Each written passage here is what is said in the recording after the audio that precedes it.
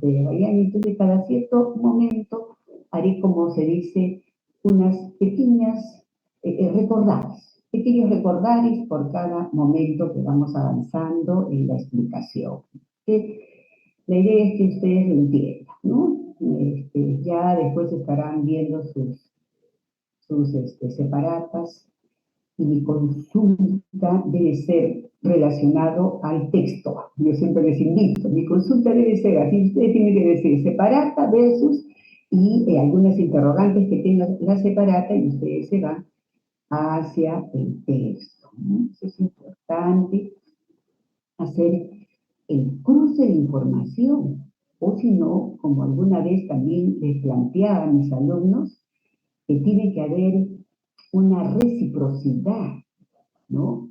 Lo que el tutor le va diciendo, el docente le va diciendo, no saben que les estamos dando una información, pero pequeña frente a una patología tan grande, ¿no? Y lo mismo sucede así con todas las patologías. Entonces hacemos, como se dice, el resumen de resúmenes para que ustedes puedan, de alguna manera, estar estimulados a la consulta del texto. Porque también en 50 minutos no se puede, ¿no? Porque no puedo terminar yo 3:30 y dejarla apretada a la doctora Pineda, ¿no? Entonces, tenemos que tratar en lo posible de mirar, y ahí, Sheila, te voy a pedir eso, ¿no? O sea, 3:20, doctora, ya está finalizando para poder, de alguna vez, porque puede ser que me apasione por la explicación del marco teórico y me olvide del oral. Así que tenemos ahí a mi subdelegada, pues, ¿no? A Sheila, para que me ayude en el sentido del tiempo, ¿no? Que es necesario. Bien, entonces habíamos visto acá en la bota pequeña, tiene poco, ¿no? Cuando uno ve y de repente está pequeñita, tiene poco, pero los piececitos todavía no los tienen, ¿no? Entonces, digamos, la diferencia entre el compromiso, que inclusive acá hay un edema, pero hay una apertura hermosa de los ojos, en cambio acá hay un edema con disminución de la apertura. Ya ese chinito no ve, ya ese chinito ya con la justa, por tanto, edema, ¿no? A mayor edema, mayor pérdida de proteínas, ¿no? Entonces, y después vamos a ver que la reina de todo es la albúmina, ¿no? La reina. Entonces, en eso uno tiene que estar evaluando, ¿no? Sorprendentemente también, en el área, digamos, de cuando uno ve a una niñita y solamente tiene un poquito de esbozo, pero no hay más ni en las extremidades, nada, hay que ver y se le pregunta, ¿no? ¿Usted ha estado de paseo, o sea, con sus papás, ha estado la pequeñita? Entonces sí, y cuando ya uno va revisando y lo que tiene son picaduras, ¿no? Y entonces el rastro de eso, de alguna manera, enciende, ¿no? Una situación. Entonces ahí ya estaría como un factor predisponente para algo, ¿no? Entonces eso también, el síndrome, hay que buscarle causas condicionan para que ese niño entre a tallar a esa patología renal, ¿no? Y lo que mostramos en esta laminita, mis alumnos, está relacionada a que, bueno, el sistema, ¿no? De todo lo que es la parte renal es grande, ¿no? Viene desde los riñoncitos, de ahí para poder ver que hay algunas patologías, no esta, pero ustedes van a ver que hay patologías renales que necesitamos ver la otra función que le permite el riñón, que es la parte, digamos, excretora. Y si por ahí hay algún problema de algunas lesiones, puede ser anatómicas, ¿no? De las vías urinarias, y que de alguna manera, si hay alguna obstrucción por defecto de valva, vesical, algo, entonces entra la orina de manera retrógrada y puede hacer una hidronephrosis. Entonces, Y lo que quiero invitarles a decir, ya eso vamos a descansar y nos vamos a meter solamente a la parte del riñoncito. Y de esa todavía más pegadita al capilar, ¿no? Entonces ahí vamos a estar mirando el capilar glomerular, ¿no? Y acá nuestro pequeño. Y las piernitas, hay piernitas que están edematizadas, pero hay que ver la calidad del edema para poder nosotros decir efectivamente ese edema es blando o es un edema duro, y así las características para poder separar de ese diagnóstico diferencial con el síndrome nefrítico, ¿no? Sheila, tú me dices en qué momento entro. Vamos a mirar. Sí, doctora, estamos ahorita Ah, 100 sí. participantes. Bien, aleluya. Vamos, entonces, nos falta un minutito y yo creo que sí, si, ¿qué me dicen? Me permiten mis alumnos, vamos avanzando para poder trabajar bonita esta temática. ¿Ah? Muy bien, entonces ya yo no voy a leer esto y nos vamos a ir a la parte también. ¿Ok? Muy bien, entonces, buenas tardes con todos. Vamos a dar inicio a la clase de síndrome nefrótico. Les diré que la patología de síndrome nefrótico es dentro de lo que son afecciones de patologías renales en la población pediátrica relacionada a un grupo etario, que ahora lo vamos a identificar, eh, es justamente el síndrome nefrótico. ¿Ok? Entonces uno tiene que estar evaluando esa condición y vamos a tratar de ver cuáles son los objetivos. ¿Ah? Entonces los objetivos de nuestra, eh, de esta intención de darles a ustedes es conocer el grupo etario más vulnerable.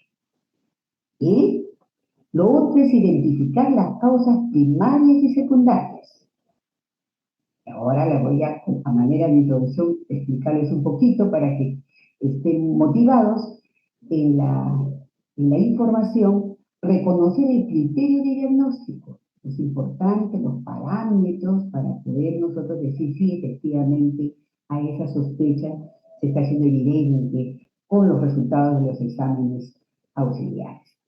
Y establecer el manejo inicial en el rol de pediatra.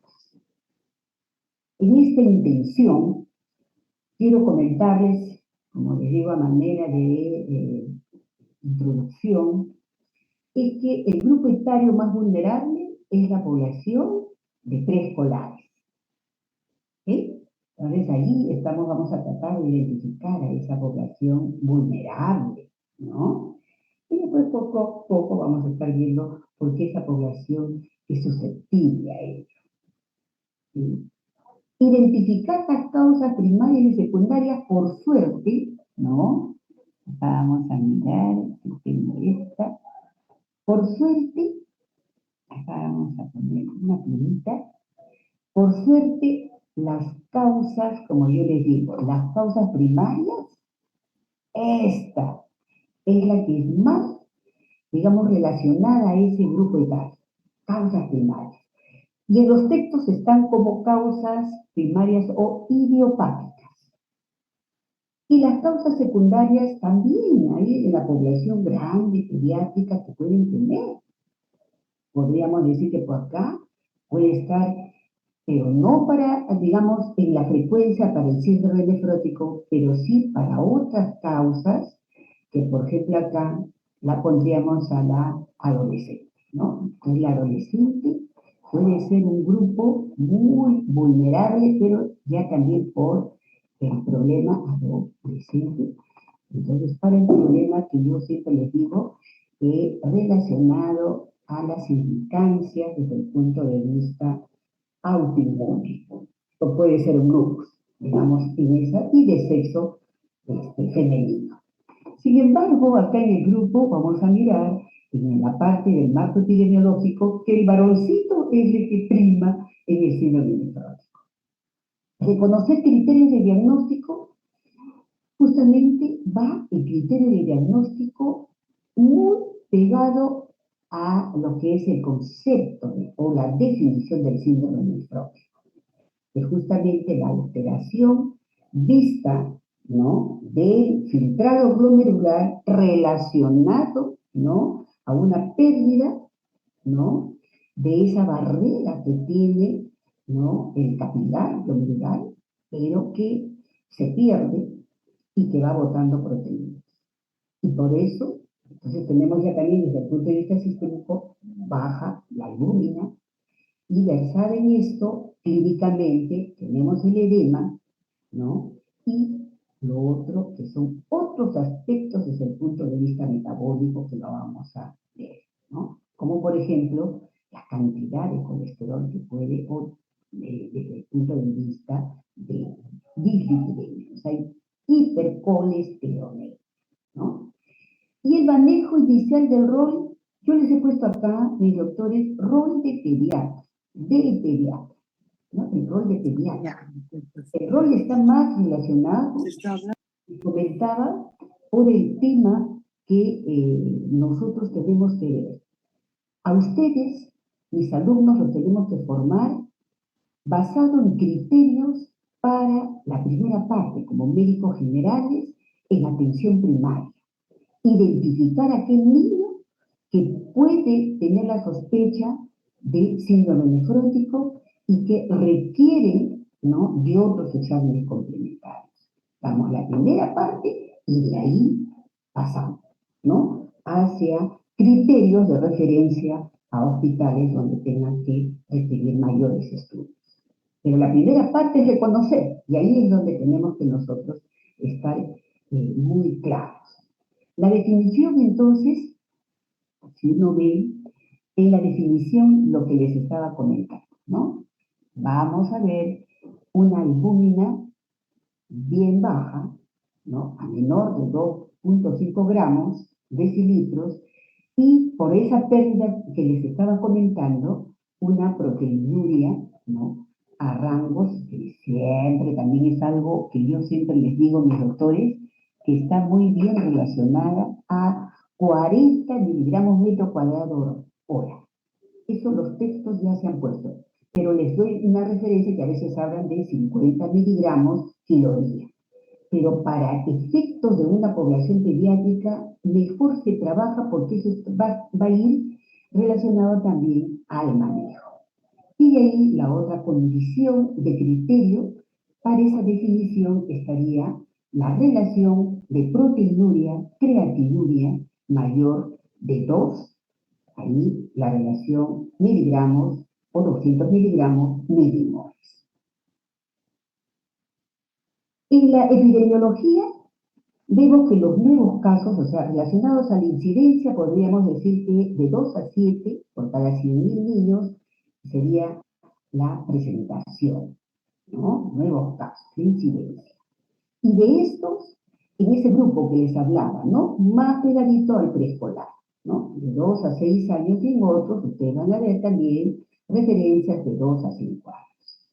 Pero puede tenerlos los de mayor edad, que ahí vamos a trabajar también, o sea, en el sentido de los criterios de referencia, ¿no? Prevalencia, los casos en promedio, 15 casos por 100.000, ¿no? Y lo que les estaba comentando, bien relacionado, mis doctores, a los pequeñitos, los varoncitos, ¿no? Los varoncitos. Lo otro es aquel niño que, digamos, es mucho más respondedor a los corticoides, como manejo inicial.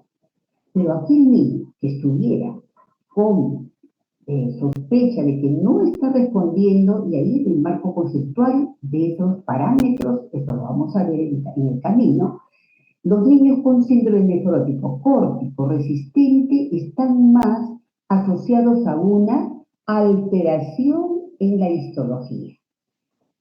Por ejemplo, la sospecha sería que ese niño sea portador de repente de una glomeruloesclerosis focal y sedentaria. ¿Qué quiero con esto decirles que el síndrome nefrótico, si es córtico sensible, que es en estos varoncitos que hemos estado viendo, ¿no? Yo les decía los varones, y son sensibles al tratamiento con corticoides, significa que van bien, ¿no? Pronóstico adecuado.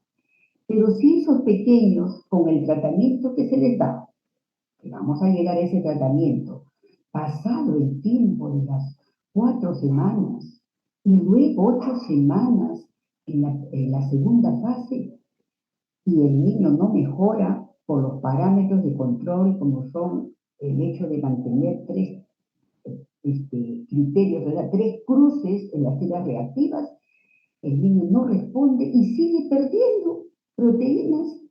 Entonces decimos que de repente no es a cambios mínimos, no es a cambios mínimos, sino a esta posibilidad.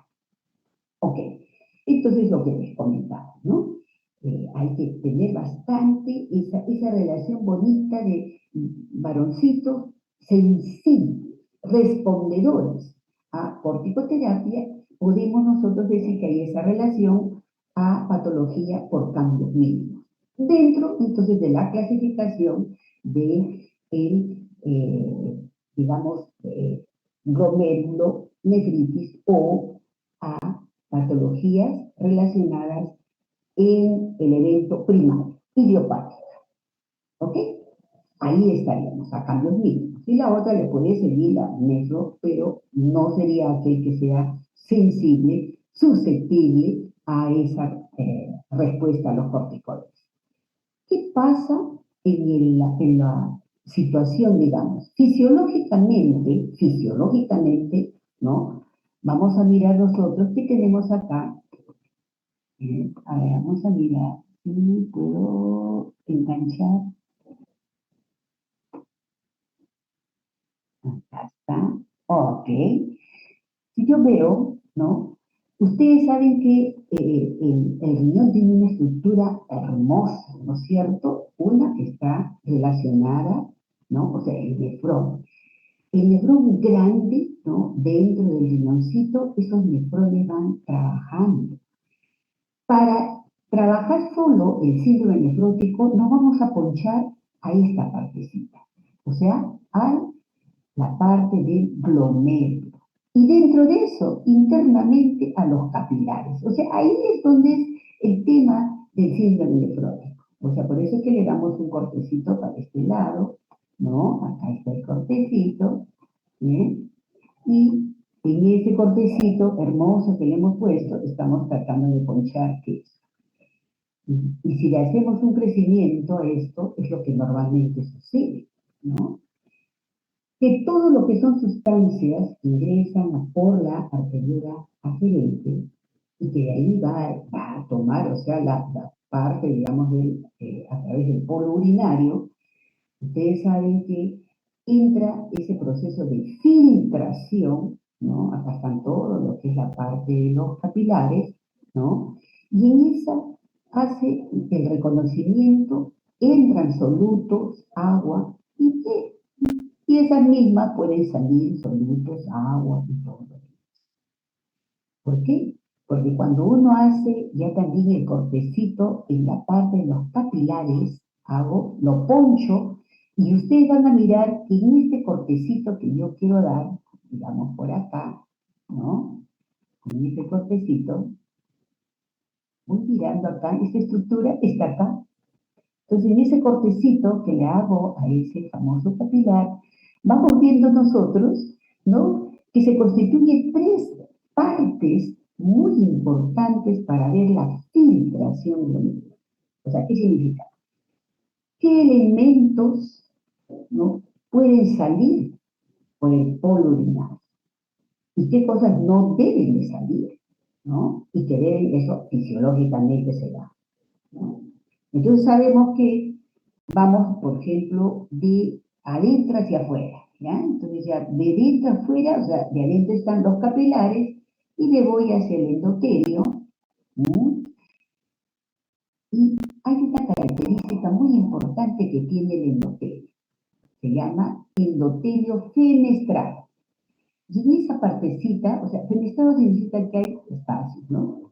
Espacios, espacios, que permiten la salida, pues, o sea, acepto que de los capilares puedan salir solutos, ¿no? Solutos, iones, un poquito, no mucho, una cosita, ¿no? Y así. Entonces pueden estar, pero nosotros tenemos que ver. Pero sabemos también que a medida que está pegadita a la cápsula de Bowman, que es esta, ¿no? Entonces, ciertos elementos no pueden salir, porque, por ejemplo, no salen y se frena acá en la membrana basal, porque esta tiene una característica muy importante, que dice que es carga negativa. Y las proteínas son carga negativa. Entonces, negativo con negativo se unen, no se repelen. Entonces, solutos, ¡pam! Un check que salgan, ¿no? Solutos salen. Y las otras no, porque deben quedar. En la parte existen situaciones dentro de la fisiopatología que se pierde ese comportamiento, mis alumnos. Entonces, lo que normalmente en el capilar se va teniendo para la filtración, van separando los solutos, los iones, la glucosa, el agua, todo, y va saliendo. Pero la situación es que por mecanismos fisiopatológicos, por ejemplo, el defecto de la barrera de filtración glomerular, que puede estar pegadita en el mismo porocito. ¿Qué pasó? My God, acá. Y acá, ¿qué le pasó? Interrogante, ¿qué pasó? ¿No? Entonces hay un defecto, algo pasa. Y los pericelos también pierden su estructura de aguante. Y lo otro, que puede ser también otro factor que es importante, es la disregulación inmune de las células. Que eso se supone que anda en todo momento el sistema inmune. Poco a poco lo vamos a trabajar. Entonces, esos tres mecanismos, defecto de la barrera, la disregulación, ¿no? del estado inmune y factores circulantes sistémicos que pudieran estar también de alguna manera soportando ese factor de permeabilidad vascular que no debería tener y pierde, entonces salen porque no perdieron. O sea, acá comienza a salir algo, o ese tema de factores. Lo que hemos visto y la literatura se va dando, sobre todo la información está más relacionado a los cambios genéticos. La parte genética y las mutaciones que éstas están dando. De tal manera que, por ejemplo, está muy relacionado de que cuando uno habla de síndrome nefrótico congénito o genético, está muy relacionado a las mutaciones. Entonces estos chiquitos, cuando están en esa edad, que salen de la situación, digamos, propia de la edad. Ah, doctora, pero si es la edad del preescolar, ojo, el preescolar sí hay una característica, ese preescolar, doctora, sí tiene razón. Normalmente hay una alteración, o sea, no alteración, sino inmadurez del sistema, ¿no? A células T. Entonces todo, uno mira, entonces dice, ¿verdad? Células T, humorales y celulares, está en formación preescolar. Entonces cualquier evento, puede ser respiratorio, por lo general, ¿no? Hace que este niño que haya tenido un evento, a los días, ¿no? Presenta el edema. Y estas situaciones fisiopatológicas que se ven en el niño menor de esa edad, probablemente sea aquel que tenga las hipótesis mucho más establecidas de los cambios fisiopatológicos que se dan. Entonces, mis alumnos, la etiología del edema está mucho, digamos, está claro en el sentido de que en el evento fisiopatológico son los cambios que se van dando, ¿no? Entonces, la albúmina sale, ¿no? Y si uno mira, si la albúmina sale, se pierde, y él tiene también proteína, entonces decimos, uy, la membrana negativa, polos opuestos se atraen, ¡prum! Comienza a salir la cantidad, ¿no? Entonces, la alteración de la filtración de barrera, ¿no? Es importante que ustedes vean que ante la presencia de interleuquina 13, CD8, a nivel del proceso de filtración, y lo que yo les comentaba, en la filtración muy pegadita, la lesión está dada más en esos términos a través de la nefrina, la podocina, en el diafragma urinario. Y los mecanismos inmunológicos, mis alumnos, está dada, ¿no? Está dada en esta población más frecuente, en los pequeñines, y ustedes van a ver que aquel niño también, si no mejora en la primera, el debut de su síndrome nefrótico, hay que cuidarlo porque son susceptibles a estos mecanismos frágiles, a los mecanismos inmunológicos y pueden hacernos neumonías, ¿no? Entonces hay que tener bastante cuidado porque en esos mecanismos inmunológicos está alterado linfocitos T, linfocitos B. Ok. Y ya saben ustedes la sobrepresión del CD80 y del podocito. O sea, acá hablar es una, como dicen, síndrome nefrótico, una respuesta podocitaria, ¿no? Es importante. E inmunológica desde el otro punto de vista. Entonces, ustedes habrán visto que la pérdida importante, considerable, ¿no? De esto está más relacionado justamente a ese mecanismo de pérdida por la proteinuria. Proteinuria masiva le va a dar una hipoalbuminemia. Y esto es importante ver. Pero hay mecanismos también donde el hígado, donde ahí se produce, ¿no? La albúmina, y como está, digamos, ahorita desesperado porque no tiene cómo poder rescatar toda esa pérdida masiva, entonces se va buscando otra forma, ¿no? De conseguir un poco de proteínas. Entonces se activa, hay una respuesta de estas proteínas, ¿no? Las lipoproteínas, ¿no? Entonces esas lipoproteínas, de alguna manera, ¿no? Hacen que participe y se incremente. ¿Se acuerdan de esas que tenemos? La HDL y la LDL. La LDL, la malula de la película, crece también, o sea, se activa, ¿no?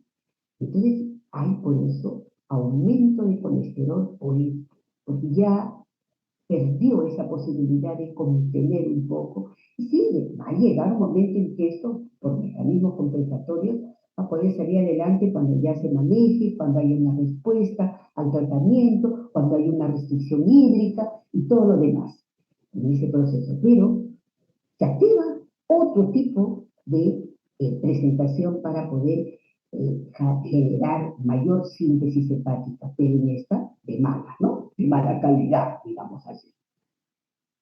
¿Sí? Paralelo, siempre acuérdense, la hipoalbuminemia, ¿no? Paralelo en la explicación con el colesterol. Muy bien. Desde el punto de vista, digamos, de ver cómo en el microscopio, si yo estoy viendo que es síndrome nefrótico a cambios mínimos, por lo general no vamos a encontrar en una microscopía de luz alteración. Y si estas fueran mínimas, y en la inmunofluorescencia negativa, y en la microscopía electrónica, borramiento de los pericelos con vaporización y transformación de las microvelocidades de las células epiteliales. Así se ve, ¿no? En la microscopía, ¿no? Ese bromeo. Y pegaditos por cada uno su protección, ¿cuál es? El porocito. El porocito lo protege, pero debido a este desequilibrio o desregulación, hace que, desde el punto de vista, como les digo, ¿no? Probablemente genético, entonces se producen todos estos cambios.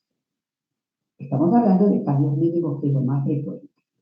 Ahí vamos a ver después en la referencia o en la pobre respuesta, y ya hay sospecha de corticoresistencia, ¿y qué población es la que podemos nosotros ver y darle un manejo y solicitar? Lo que quería comentarles también acá, si yo veo, en realidad, doctora, ¿verdad? No, eso yo estoy acá, no necesita, pues no necesita, si no voy a tener muchos cambios importantes, ¿para qué someterlo a biopsia? ¿Te das cuenta? Por los cambios mínimos. Por cambios mínimos, la recomendación es inicialmente no, o sea, dar tratamiento con corticoides sin biopsia. ¿Ok? Eso es importante. La clasificación que necesitamos desde el punto de vista etiológico, primaria, cambios mínimos que les decía. Miren, 80 a 90% podría estar acá con estos cambios mínimos. La que le sigue, glomerulosclerosis focal y segmentaria. ¿Ok? Secundarias, ¿cuál puede ser? Para nosotros, para población pediátrica, púrpura de Henoch. Y si marco infecciones también, pero un 5%. Entonces, todos ustedes están viendo que está en la parte primaria, chicos, primaria. El 5% poquito, poquito, es más de ver a aquellos que salen de esta edad, ¿no? Pueden ser adolescentes, ¿no? Y 5%. Y también, fíjense, hemos visto casos, ¿no? Casos que representan por suerte 5%, leucemia, ¿no? Linfoma. Y lo otro, ¿no? Fármacos. Eso también. Si uno ve y une, por eso es que siempre invito a los alumnos, ¿no? De la sede, les digo, chicos, solo la patología ustedes la pueden entender cuando ven la fisiología, la fisiopatología, para entender por qué tenemos que dar el tratamiento, ¿no? Bajo estas premisas. ¿Sí? Entonces, si yo veo que, por ejemplo, en esta, ¿no? Estamos mirando que la enfermedad por cambios mínimos, ¿no? Entonces, es una enfermedad común, o sea, es una patología más relacionada a mi población pediátrica y esto, los preescolares. Entonces, asocio que su cambio es lo que comentaba la doctora Tuna, ¿no? Podocitopatía funcional. Y sin embargo, y miren, entonces basado en esto, estamos mirando nosotros que está relacionado muy bien a su terapia. Estamos mirando que es córtico-sensible. Y si yo digo córtico-resistente en este marco idiopático que les digo que es lo que tenemos que trabajar, ¿no? Entonces decimos que si no cumple con los criterios y todo, probablemente sea aquel niño que sensible a esto no es, y es más bien resistente a corticoides. Entonces, acá tenemos los grupos que les decía, que salen del grupo preescolar, que puede estar sospechando de una podocitopatía estructural, ¿no? Entonces ahí ya el componente, digamos, hace que yo sospeche más de una glomerulosclerosis focal y segmentaria desde el punto de vista genético. ¿Salió? Porque ustedes les hablé de preescolar, no le he hablado de genético congénito, ¿no?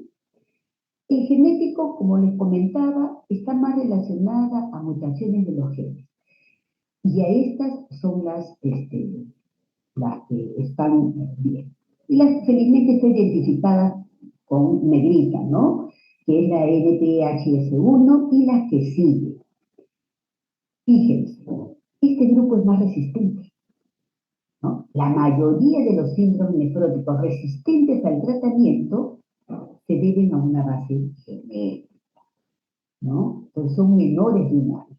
Y el congénito, uno tiene que mirar, basado, digamos, en aquellos niños menores de 3 mesecitos, y ahí están, probablemente sea que todavía en la formación de la parte, digamos, del diafragma urinario, haya también condiciones en las cuales tenemos que trabajarlas para buscarle también en la membrana basal glomerular.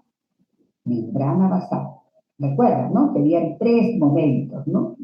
La parte del endotelio capilar, la membrana basal, ¿se acuerdan, no? Y de ahí ya venía la parte de pericelo, o sea, el porocito con sus pericelos. Tres momentos. Aparentemente el síndrome nefrótico estaría relacionado, congénito, con alteraciones a nivel de la membrana basal. ¿Ok? Síndrome nefrótico con mutaciones genéticas hay muchas, solamente de referencia a mis alumnos para que ustedes vean cuánto se está trabajando en el tema de síndrome nefrótico. Bastante. Entonces ustedes sacarán como una, acá hacemos como, recordaris, que les digo, no un recordaris. Oh, doctora, estoy viendo que muchas patologías, ¿qué tal forma de haber componente genético, o sea, mutaciones por genes, que no necesariamente se da en síndrome nefrótico? Hay muchas, ¿no? Muchas de las patologías. Y ahora, la última, ustedes han visto, ¿no? Con el sarcoma. Mirá cómo ha sido la mutagenicidad de este virus, está condicionado. Entonces, la genética está. La genética también está en el tema de ver cómo hay esa relación tan directa de sea de páncreas, basado de repente en alguna condición que pueda tener algunos receptores desde el punto de vista genético a nivel de páncreas, ¿no? La resistencia a insulina también. Chicos, o sea que ustedes van a estar pegados a la genética, ¿no? Y la clínica que para ustedes, como les decía, es fácil para ustedes mirar, ¿no? Entonces, relacionando la clínica con la fisiopatología, saben entonces que este aumento de la permeabilidad, que no ha debido de ser, sucedió por esta disregulación de los eventos que se han dado por factores circulantes, por defecto en la barrera de filtración, todo eso hace que se, se pierda, porque ya no hay esa, digamos, esa barrera, perdió y hay proteína. Despedida, sale cantidad de proteína, ¿no?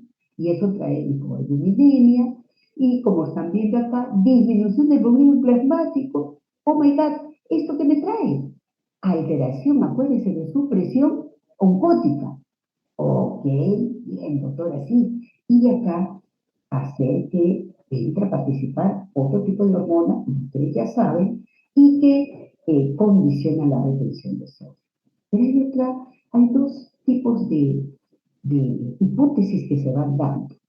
La primera, esta es la que tiene mayor sustento, la hipótesis de Underfield, o sea, cuando uno dice el aumento de las pérdidas, ¿no? Se va dando por esta baja de albúmina, hipoalbuminemia, pero basada por un descenso en la presión oncótica. Y la otra está basada en una alteración del balance tubular renal. Parecería que ambas en algún momento en un paciente se da, ambas, o en otro paciente, más del underfly que del over. Entonces, que estaría la primera por presión oncótica y la segunda por aumento de la presión hidrostática.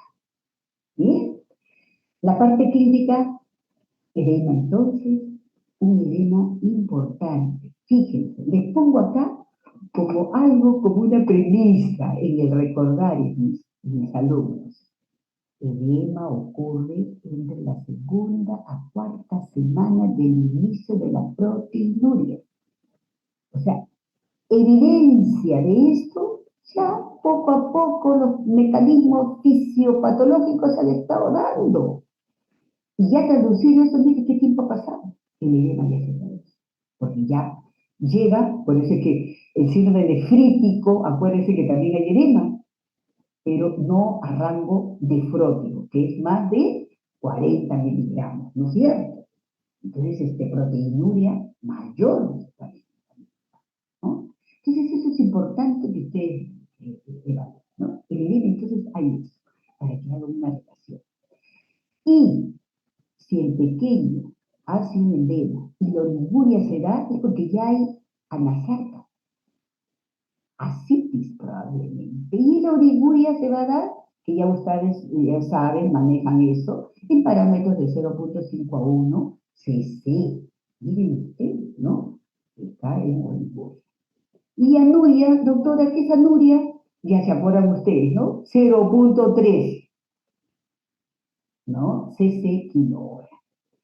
Cuando el paciente está realmente comprometido, entonces ese paciente, cuando ya llega a ser ascitis, todo eso, entonces ya por esa pérdida de la presión oncótica, el ya hace edema y una forma de evaluar eso es que el paciente está en hipovolemia. Entonces, una forma de ver es clínicamente expresar el taquicardia, taquimia, hipotensión, y el paciente uno tiene que evaluar en qué etapa de esa evolución está nuestro pequeño. ¿Ok? Otra de las explicaciones también que se da, por suerte, digo yo, ¿no?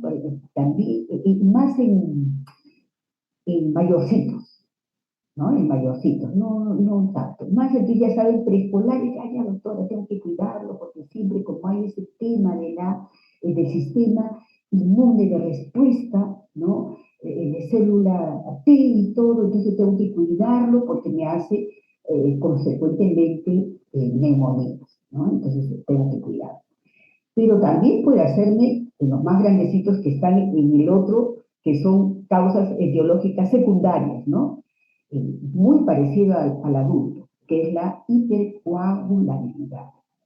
Y eso se da, como siempre, uno tiene que mirar el tema, digamos, del riesgo, ¿no? El riesgo clínicamente demostrado en la presencia de trombo, normalmente hay que mirar dos situaciones que clínicamente se puede dar. Dolor abdominal urente, inminente. Hay que mirar. Entonces uno tiene que hacer la eco, hacer todo para ver si es por una trombosis o por una peritonitis. Ahí es necesario que ustedes vean, ¿no? Entonces, la evidencia clínica en ese desequilibrio entre lo que nosotros decimos. El pintor que se da, doctora, por factores procoagulantes, coagulantes, hay un incremento de fibrinógeno, y acá estamos mirando que hay disminución, ¿no? De la proteína, de la antitrombina tipo 3. ¿Ok? Entonces, eso es importante que ustedes vayan viendo, ¿no? Y esto, ¿por qué se hace, doctora? Por la hemoconcentración, la éstasis movilidad del paciente, todas esas condiciones que se dan. Entonces, ya saben ustedes que tengo que mirar ese dolor abdominal muy bien, ¿ok? Y la hipercoagulabilidad, la trombosis, es importante evaluar. Muy bien. El diagnóstico, entonces, ya ustedes ya lo tienen claro, ¿no? Proteinuria, tiras de 3 por encima, ¿no? Tiras reactivas, ¿no? Que pueden hacer con una proteinuria de 40 miligramos metro cuadrado hora y una hipoalbuminemia, que está en valores menores de 2,5. Eso es necesario que ustedes vayan. Y de ahí la hipercolesterolemia o otros valores también pegados como los triglicéridos que están aumentados. Normalmente, un secreto acá, ojo, pestaña seca, ceja, ceja, ojo, pestaña, ceja. Los niveles de complemento, normalmente, si está normal, yo digo, ah, qué bonito, clínicamente traducido. La edad me dice 4 o 5 añitos, todo eso, debo tener complemento normal. Si yo veo que algo sucede y yo veo que escandalosamente trae un complemento muy alto y en las horas el paciente hace presión alta, entonces yo digo, se está saliendo de la sospecha del niño con cambios mínimos. Entonces, niveles de complemento alto, presión, hipertensión arterial que no la tenía y que el paciente presenta, no es cambios mínimos. Entonces se impone la biopsia renal. ¿Ok? Y acá es la relación que siempre les he estado comentando respecto a cómo tenemos que valorar los exámenes auxiliares, ¿no? un hemograma para ver recuento, depositarios importantes, su velocidad, electrolitos, estos niños, o sea, ustedes que ahora están en toda la parte de evaluar al paciente crítico, saben que una forma de decir que este niño está, son muy lábiles a hacer hipoproteína, hiponatremia, ¿se acuerdan? ¿No? Diagnóstico diferencial, entonces, en síndrome nefrítico tendríamos, ¿no? El nefrítico, la edad, ya ahí ya les he comentado, es un edema duro, ¿no? No deja fovea, el otro sí.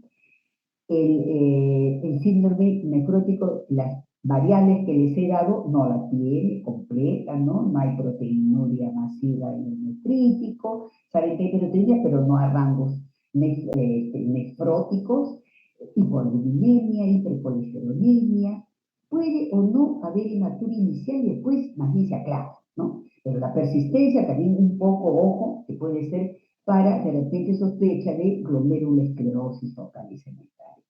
El cambio mínimo ya lo están, entonces ya ustedes recordando que hay cosas que hacen que sea cambio mínimo, como complemento normal, no hematuria, respondedores a corticoides. Qué bonito. Síndrome nefrítico, entonces más bien edema, hematuria e hipertensión arterial.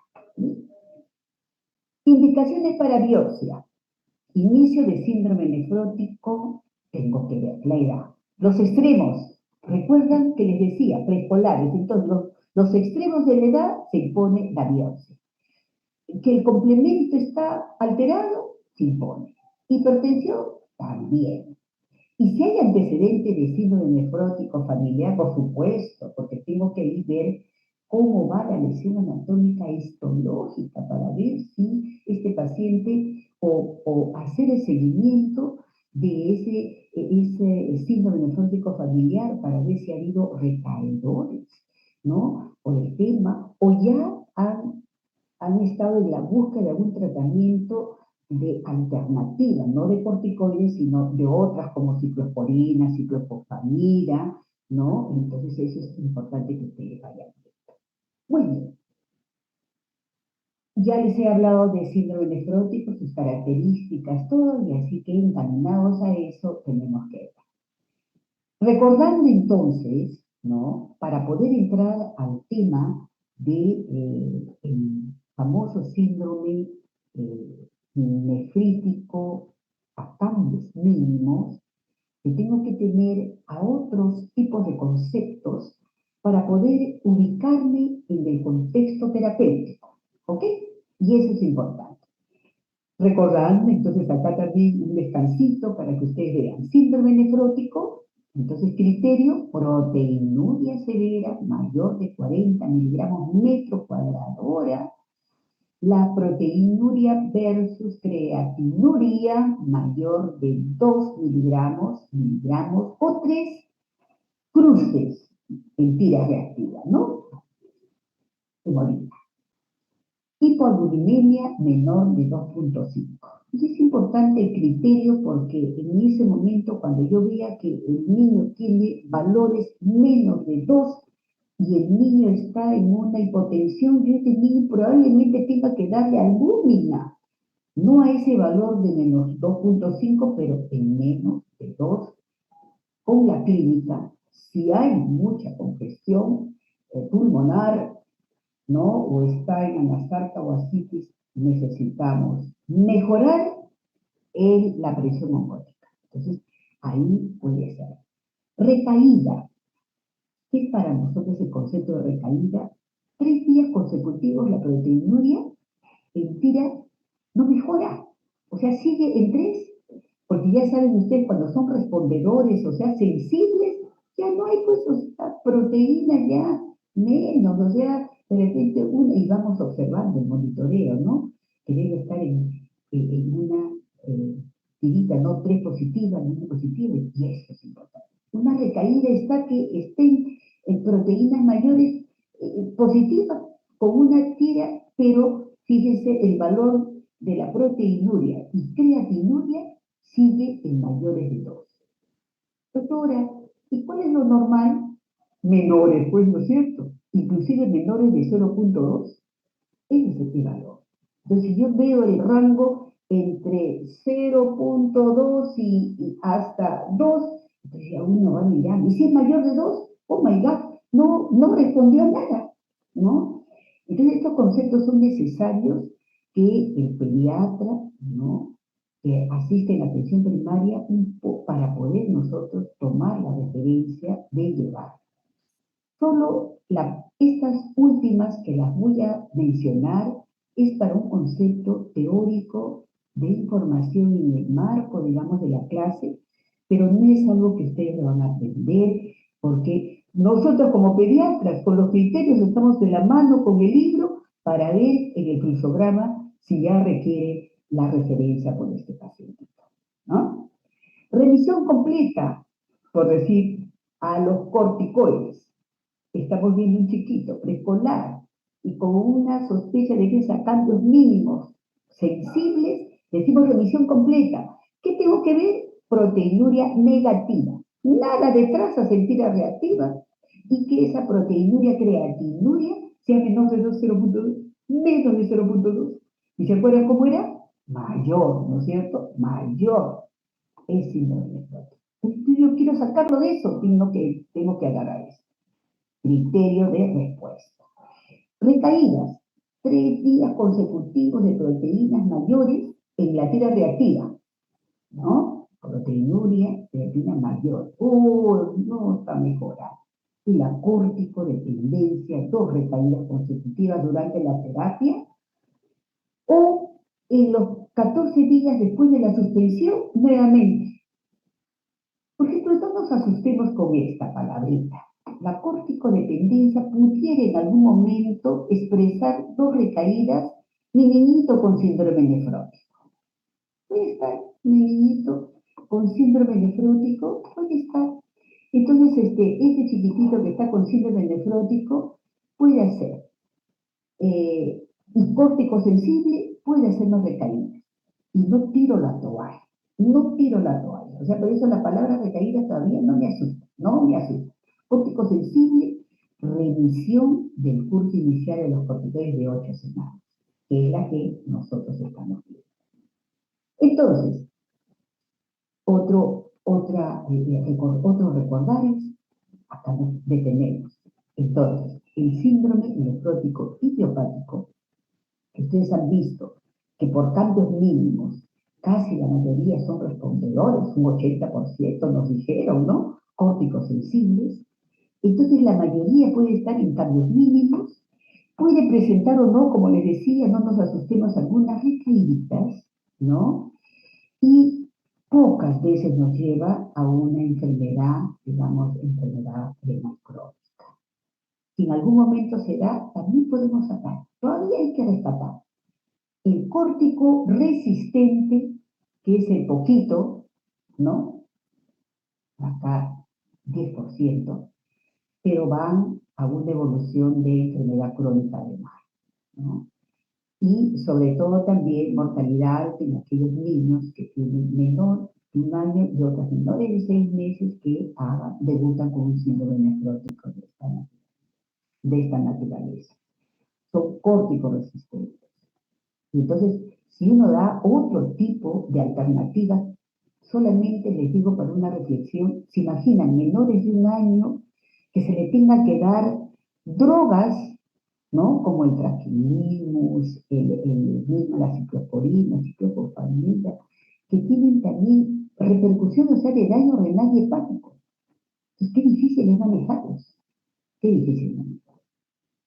Quiero que visiten ustedes la guía de práctica clínica del síndrome nefrótico del Instituto Nacional de Salud del Niño.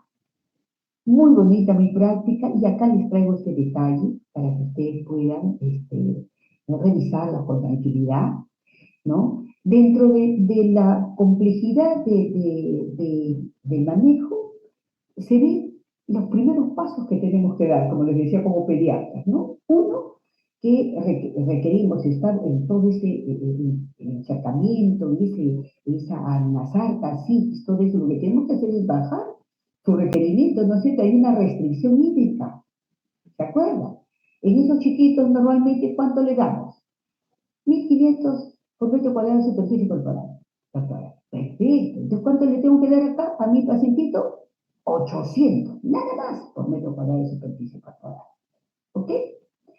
Y eso es para los pequeños, que es necesario que ustedes vayan evaluando para esos niños de 10 kilos. Y los pequeñitos, que de esa edad, 80. ¿Cuánto normalmente le damos para esos pequeños? 120, doctora, menores de 10 kilos. Entre 110 y 20, ¿se dan cuenta? 80. Restricción hídrica, mis alumnos.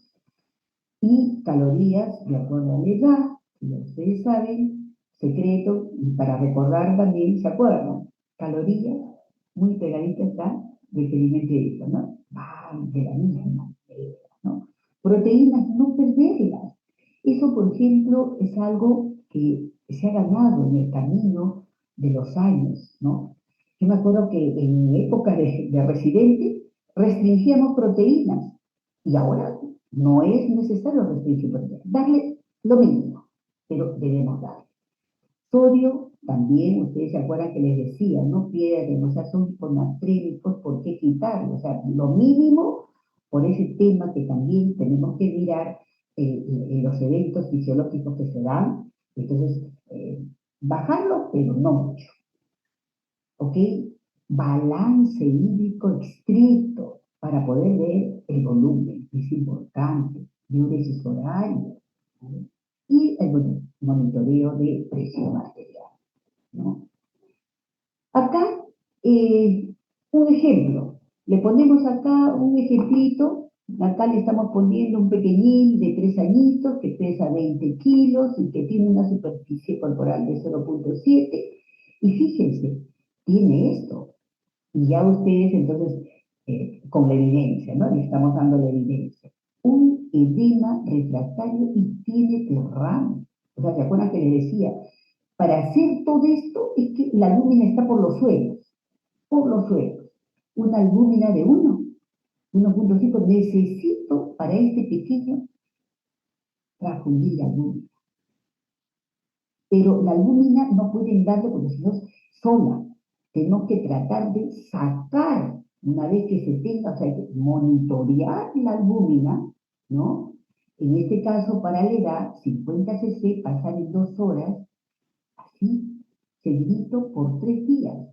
Muy lentamente, miren, 2 horas, este poquitito, pero luego él, con mucho cuidado, pueden utilizar diurético, en este caso, miren, se le está dejando cantidad, ¿no? O sea, 2 por kilo, 60 miligramos, 10 en 30 minutos, ¿no? Antes de terminar la albúmina y a las 12 horas. Hay que monitorear, ¿eh? Y de ahí ver el tema, ¿no? De estos pequeñitos que es necesario, le tengo que dar también para, porque pierden, pues, ¿no? Pierden este sodio, pierden potasio, todo eso necesitamos nosotros hacer un equilibrio hidroelectrolítico en estos pequeños, ¿no? Y ahí tesodiales, espironolactona, y ojo, en la parte del cuadro clínico, cuando uno hace ya el criterio de diagnóstico, antes de entrar al tratamiento, tengo que hacer algo que es importante y felizmente que me acordé acá con la palabra de la desfocalización. Lógico, si yo voy a dar un tratamiento utilizando corticoterapia, necesito desfocalizar, necesito saber si este paciente no, o sea, no tiene parásitos, no hay una adenoiditis o una otitis, ¿se acuerdan la edad? ¿Qué patologías eran frecuentes? ¿Se acuerdan? Por eso es que tenemos que mirar que ese niño no tenga nada y la evaluación dental, ¿no? Evaluación dental, de evaluación odontológica. Todo eso lo tengo que hacer para despertar. Estos niñitos, ¿se acuerdan ustedes, mis alumnos, que hemos, cuando hicieron la práctica de todo respiratorio, ¿esa edad qué cosa era?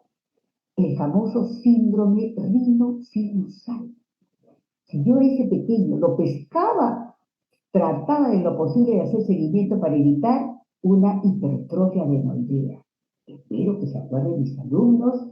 Y acá, solo va a ser la primera parte que es la interesante para nosotros mis doctores. No se asusten que todo es porque se requiere de información. Así debe ser, ¿no? El docente, su maestro, les da el potencial, digamos, de una información, pero no lo podemos limitar, porque el síndrome nefrótico tiene que trabajarse de esa manera, con esos conceptos de recaída, de resistencia, de dependencia que es necesario. Para efectos de nosotros, mis alumnos, el tratamiento entonces tenemos que dar para esos córticos sensibles, esteroides, que estamos pensando en cambios mínimos, prednisona 60 miligramos metro cuadrado día, ¿no?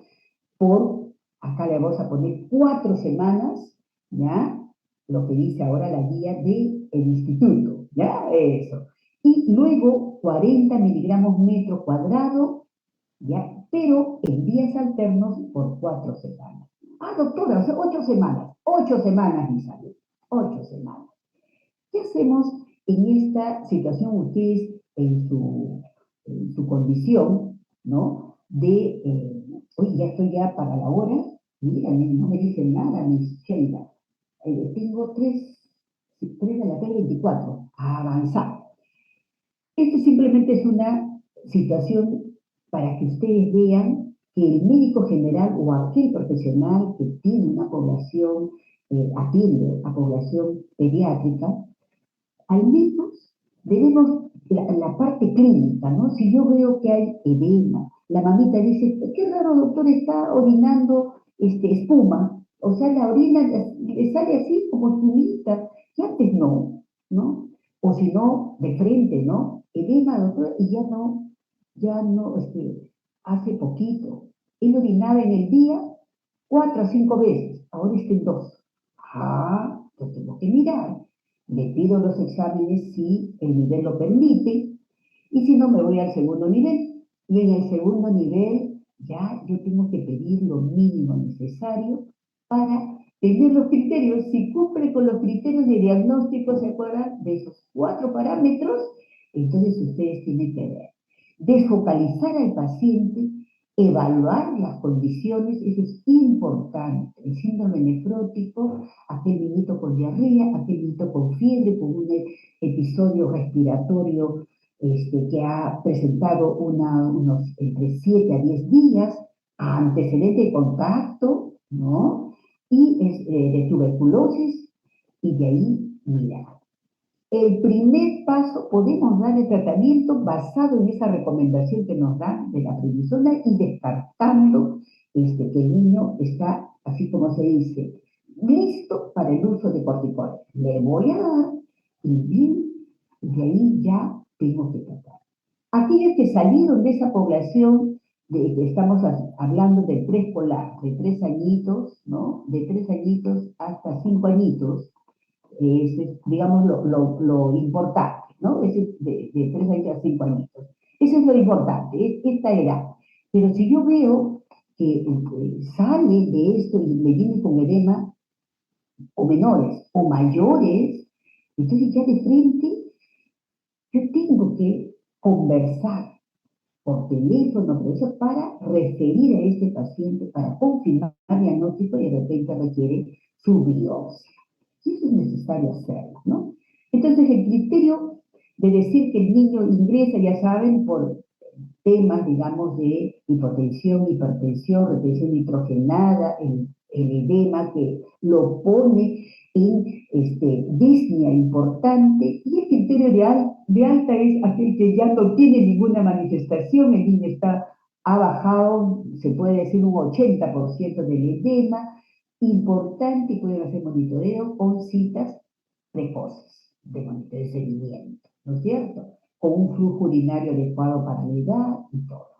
Muy bien, esto es como un espejo, como yo le digo, lo he puesto en uno a colores, y el otro que ustedes tienen que reconocer las condiciones de ese paciente, que lo tenemos en una situación de niño con edemas y que requiere de todas maneras una referencia. Muy bien, chicos, entonces las vacunas ya saben, Si está en tratamiento, nada de vacuna salir vivo, ¿no? Y monitorear si ese niñito recibió o no sus vacunas contra el neumococo, sabiendo de que hay esa posibilidad de riesgo, ¿no? Complicaciones que se dan, la peritonitis, ¿no? ¿Se acuerdan? La trombosis, es importante ver factores de riesgo, la baja de inmunoglobulina G, fíjense, puede de alguna manera darnos un riesgo potencial de incorporarse cualquier patógeno que tenga pared, ¿no? De pared celular. Ok. Lo mismo también en aquellos niños, tenemos que tener bastante cuidado si por ahí invadió, ¿no? Un estafilococo, ¿no? Entonces acá tenemos que tener. Pronóstico en términos generales es bueno, es bueno. Después de algunas dos recaídas probablemente, pero hay que tener paciencia, ¿ya? El tratamiento es largo, por eso se dice, pero lo importante es mantener las funciones renales y evitar que ese paciente se vaya a una enfermedad crónica, una enfermedad renal crónica, ¿no? Entonces, conclusiones, mis alumnos, la causa más frecuente, cambios mínimos. La edad, preescolar. Son muy susceptibles, sensibles a la respuesta a córticos, o sea, córticos sensibles, en la mayoría. El complemento por lo general no se altera y si hay eso con sospecha de que el niño está cursando con hipertensión, hay que hacerle biopsia. A ellos no se los biopsia en su primera cuando son cambios mínimos. Muy bien. Y en la sospecha diagnóstica, coordine. En la atención primaria hay que coordinar por la sospecha de síndrome. Muy bien, mis alumnos, gracias por su paciencia.